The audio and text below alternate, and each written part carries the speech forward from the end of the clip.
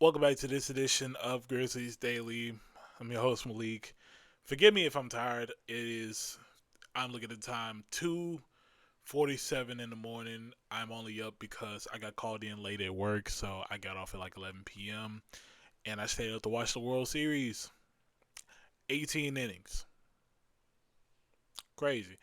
So yeah, I'm gonna be real with y'all. Before we get into it, make sure you like and subscribe because this lets you know that y'all really rock with these videos and it helps the channel grow. We're almost at 600 subscribers. I really appreciate y'all rocking with me for real. I'm be real. I did not watch this game.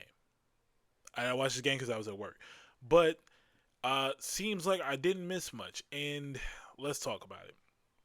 The Grizzlies are 2-2 on the season after falling. What is it? 131 to 118. I'm be real. I can already tell this doesn't tell the full story.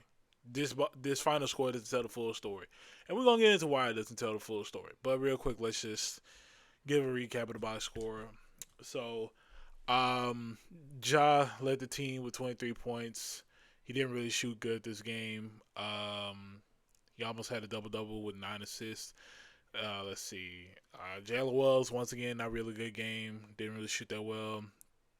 Same with Jaren, only shot the ball 9 times. He had 4 fouls. I don't know why I expected more. Jock Landale actually played really good. He had 17 points on 6-6 shooting. So I don't know what got into him, but Jock Landale played good. Cedric Howard played good off the bench, 9 points. Santi played good as well. For the time being, he had 14. And I'm gonna get into why I say the time being. And then everybody else kind of struck. Cam Spencer played good. He had 11 points on 3 of 3 shooting. Other than that, everybody kind of struggled. That's just the reality of it. I'm not even going to get into it with that. And then you look at Golden State side. They held Steph Curry to 16 points, but then the others showed up. And one of the others is Jonathan Kuminga. And if you've been following the channel, you know in the offseason, I literally advocated for us to trade for Jonathan Kuminga. So this full circle that is happening. He had 25 points and 10 rebounds. Um, Brandon Pajemski, 23 points. Moses Moody, 20. Jesus, I don't know what to say at this point, but here we are. Yeah, and then that's really it for the Warriors. Like literally, their others. Oh yeah, Jimmy Butler had 20 as well. The others went off for them. It's no other way to put it. Like I said, I didn't watch the game, so I don't know what really happened.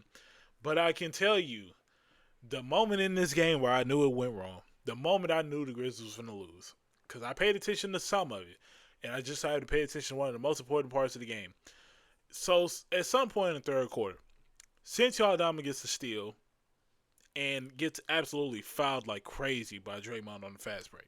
I am not even gonna lie. I'm surprised it wasn't a flagrant two, but they have this thing where they like to give Draymond technical fouls and flagrant fouls for not actually throw him out the game for like deservedly for the reason. Basically, during this, Draymond kind of does that thing where he like kind of tries to stand on business because like, oh yeah, I fouled him hard. What are you gonna do about it? He did that to Jaren. He literally did that to Jaren Jackson. You want to know what Jaren Jackson did? Absolutely nothing. Jaren Jackson only got punked, and then it didn't help. Santi missed both the technical free throws, and then I think Moses Moody hits a three. Santi misses a shot. Warriors get hit another bucket. Timeout. It was at that moment I realized the game was over because that they got all the momentum right there. Draymond does what he usually does, get under your skin, which helps them realize, oh, these guys aren't tough. They're lightweight. So we not even afraid of them no more. And that's literally what happened. So it was at that moment I realized that. Jaren Jackson Jr., I ain't gonna lie, bro. I rock with you, but that was pitiful. That was actually pitiful. Like you getting I'm tired of our guys getting punked on the court. I feel like anytime something happens where you would think players would, start an altercation or something, our guys don't do that. They just sit on the floor and just stand around. And I ain't gonna, and I know I give a lot of flack to Dylan Brooks because I am one of those people that's glad he's off the team. But I would confidently say this in front of this camera: Dylan Brooks wouldn't have went for that, and that's the problem. Dylan wouldn't have went for that. I'm surprised a guy like Contavious Caldwell Pope didn't step in and do something. But this team that was soft. That was soft, and it proved our identity that no matter what, we just take punishment without doing anything. So that said, it really frustrated me to see that, but it is what it is. Draymond's gonna Draymond and go from there. Now we can talk about the positives. It's not many. I'm gonna be real. It's not many, but let's get into it. Um, yeah, I'm being really honest. It's not many positives. Um, well, actually, it's some positives. The Grizzlies, the rebounding battle was very close. They both teams tied with 39. Jaren actually rebounded the ball this game, so that was something that I saw. Um, they kept the turnovers low. 13 turnovers. Turnovers. I'll give the Grizzlies credit for that. 13 turnovers. And then they didn't shoot terribly from the field. They genuinely didn't. It's just 3 pointers. Honestly, if I'm being real, I'd really have to go back and watch this game because I'm looking at the box score and I genuinely don't understand what went wrong for the Grizzlies. Like I if you look at the box score, what I don't know what went wrong. The first half was close.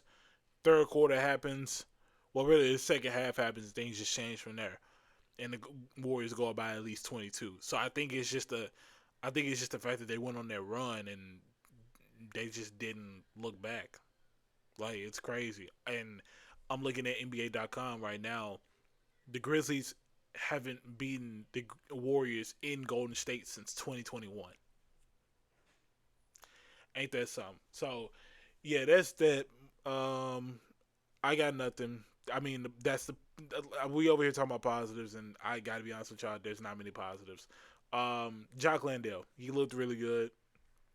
I don't know if this is consistent, but he looked really good. Santi played a decent game. Other than that one sequence I pointed out, he played a decent game. Cam Spencer looked good. The only thing that surprised me though was Ja playing 31 minutes, and the reason I say 31 minutes is because I believe it was like 4 minutes left in the fourth quarter. Ja wasn't even in the game, so it was weird. He sat on like 29 minutes for the longest time, and I thought that's something that I wouldn't really see because Taylor Jenkins isn't the coach anymore. So Isolo, you really got to figure something out with that. I can't lie. Jaren, shoot the ball more. I'm not gonna lie, shoot the ball more. I don't know what happened, but you got to find a way to get the ball in the basket. Just being honest.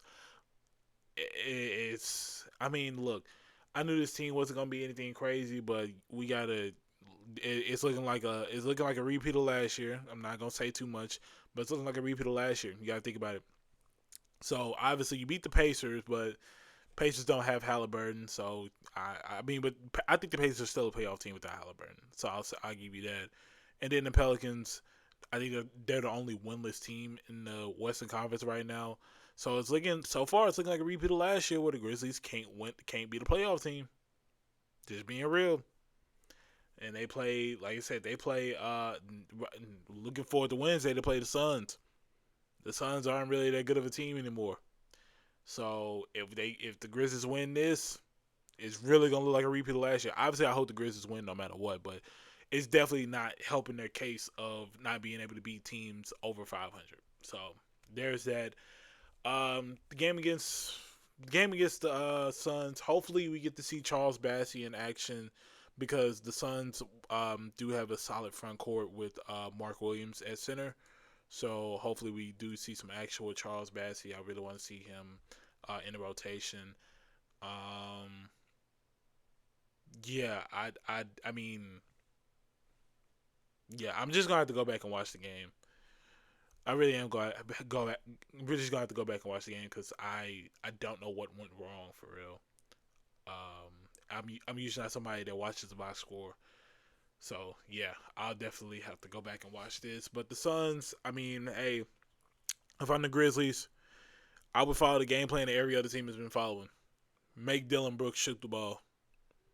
Make Dylan Brooks shoot the ball, and you're gonna win. It's just as simple as that. Can't put it any other way than that. Oh, and before I get out of here, I can't remember who left this comment like weeks ago, but when I was talking about the Grizzlies trading for Larry Marketing, yeah, I was told that, oh no, I'm not sold on Larry Marketing. Somebody told me that. Today he had 50 points against the Celtics. Wait, no, excuse me. It's not Celtics. He had 50 points against the Suns. This is why I say the Grizzlies need to trade for people. 51 points by Larry Marketing. And looking at the box score, yeah, Mark Williams had 25 and 11. So, and then Royce Neal had 13 rebounds as well. So, yeah, the Grizzlies really need to get the rebounding in control, even though the Suns got out-rebounded by a lot in this game. But, yeah, Larry Marketing, he went crazy. 51 points. Could have been a Grizzly. But, hey, that's the times we're living in where... Oh, yeah, and Walker Kessler, 25.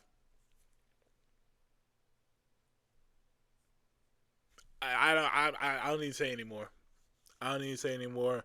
We're going to end it off right here. I'm tired. I'm pissed. I can't lie. It is what it is. I'm tired of losing to the Warriors. I'm tired of Draymond Green. I'm tired of Jaren Jackson Jr. not doing what he needs to be doing. I'm tired. That's as simple as that.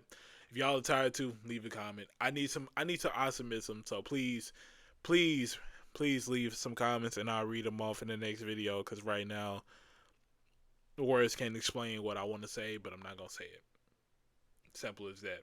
So that's going to wrap this edition of Grizzlies Daily. I really appreciate y'all for tuning in.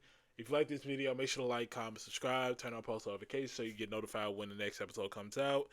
And I appreciate y'all for tuning in. I'll see you later.